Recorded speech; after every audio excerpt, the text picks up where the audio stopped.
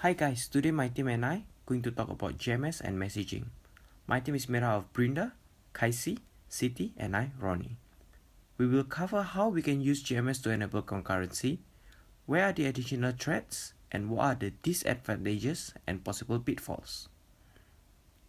Since we all have already know a thing or two about JMS from AI, and we would like to talk about concurrency, we will not go through the first fire and forget messaging patterns due to the applicability of concurrency.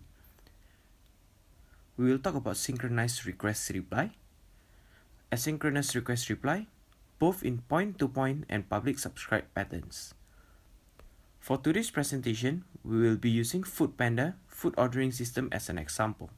I'll begin by explaining the synchronous request reply point-to-point messaging pattern. For this, we take payment method PayPal as a scenario example. As customer proceed to pay for their order, the customer creates the new payment request to PayPal. The sender here will not send any other requests unless the reply from PayPal the receiver is received or if it is over time. Once this is done, new order requests will be sent to the respective eateries. Synchronized point-to-point system sends one message through the JMS system to one specific receiver. Each messages are queued in order and will only be passed on if they have received reply from the receiver or if the time has expired. The advantages of this system is that each message is guaranteed delivery. However, the disadvantages of this system is that there is no possible concurrency, as one session cannot handle more than one thread. The system may hang if they do not receive a reply, as they will only proceed after they receive the receiver's reply or if the time has expired. Hello, I'm Kaisi. So now I will talk about the next type of JMS messaging patterns, which is the synchronous request and reply, multiple receiver, publisher and subscriber.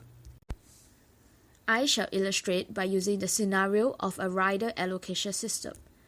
Before a new order comes in, the listener, in this case the rider, would already be listening to the producer, in this case the restaurant, for an allocation. After a new order comes in, all the riders will receive the same allocation request blasted out by the restaurant, and the restaurant will wait for a reply. After the rider accepts the allocation and replies to the restaurant will then proceed to get the food delivered. The remaining riders will go back to the listening mode. You may question, since the producer needs to wait for a reply from a listener before it can proceed to the next task, can there actually be any concurrency at all? Well, the answer is yes, if there are multiple threads carrying out the same task. Think of it as multiple restaurants within a restaurant. So there are some disadvantages of this. So one thread can only carry out one task, which is to create and send a topic, and then wait for a reply. Which means we have to create multiple threads just to do the same thing, which is actually pretty inefficient. So the cost and space of running multiple threads at the same time is pretty high, and it may actually overload the producer side. And taking in multiple requests due to listening to multiple threads may actually overload the listener side. Thus, there might be a flooding of the network. Okay, hi everybody, my name is Brinda. So now I'm going on to the next messaging pattern, which is the asynchronous request reply, and it's point to point. So there's one receiver and there's one sender. Okay, so the scenario that I'm going to use to explain this messaging pattern is that of a food order management system.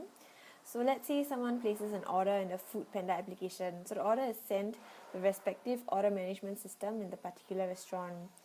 So the sender sends the message via a queue. So for example, this is new.order, and it indicates the reply queue to which the reply should be sent to. So in this case, it's reply.newOrder.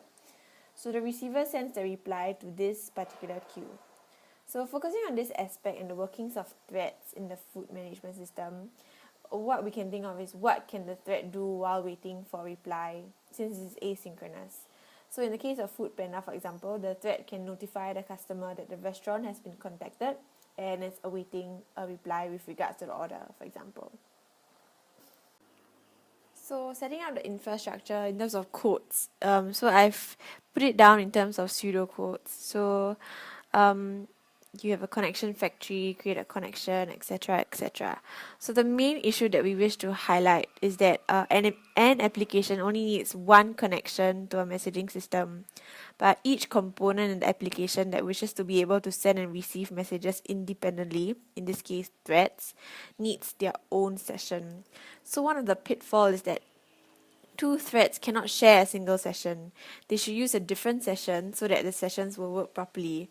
And there are disadvantages that come with this. Firstly is the overhead of managing multiple sessions, because one session cannot handle more than one thread.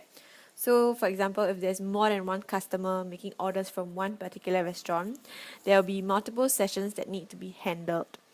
And the thread can't really do much while not waiting for the reply anyway. So these are some of the disadvantages we have pointed out and picked out. I will talk about asynchronous publish subscribe one-to-many. One of the benefits is decoupling. There are three types of decoupling: space, time, and synchronization. Decoupling refers to the removing of dependency of a publisher to the subscriber.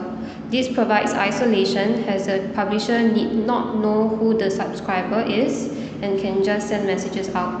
It enables the publisher to remain responsive, and it avoids blocking, as publisher need not wait for a response by the subscriber.